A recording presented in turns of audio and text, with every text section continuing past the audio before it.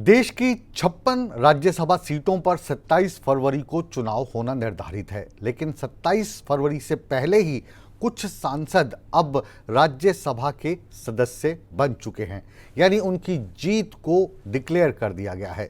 बिना चुनाव के ये सांसद चुनाव कैसे जीत गए, ये इस बिग रिपोर्ट में हम आपको सिलसिलेवार ढंग से समझाएंगे कि राज्यसभा का चुनाव लोकसभा के चुनाव से या विधानसभा के चुनाव से अलग कैसे होता है, इसका गणित कैसे बिठाया जाता है।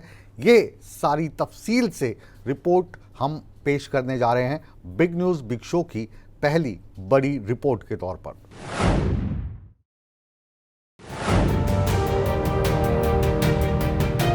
राज्यसभा चुनाव को लेकर देश में सियासी पारा चढ़ा हुआ है।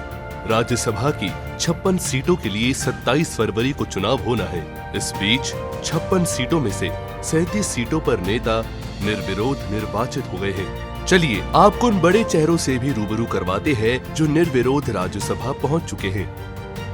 कांग्रेस की पूर्व अध्यक्ष सोनिया गांधी को राजस्थान से राज्यसभा के लिए निर्विरोध निर्वाचित घोषित की गई। गुजरात से जेपी नड्डा निर्विरोध जीते। हरियाणा बीजेपी के पूर्व अध्यक्ष सुभाष बराला मंगलवार को राज्यसभा के लिए निर्विरोध निर्वाचित हुए। ओडिशा से राज्यसभा के लिए केंद्रीय मंत्री अश्विनी वैष्णव निर्विरोध जीते।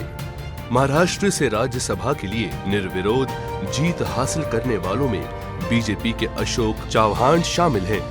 बात करें हिमाचल प्रदेश की तो हिमाचल प्रदेश से राज्यसभा की एक सीट के लिए कांग्रेस ने अभिषेक मनु सिंघवी को चुनावी मैदान में उतारा है। वहीं बीजेपी ने हर्ष महाजन को सिंघवी के खिलाफ उम्मीदवार बनाया है। ऐसे में यहां कड़ा मुकाबला हो सकता है। अब अंत में ये भी समझ लीजिए कि राज्यसभा चुनाव में किस फॉर्मूले का इस्तेमाल होता है। राज्यसभा सांसद का चुनाव एक फॉर्मूला के तहत होता है।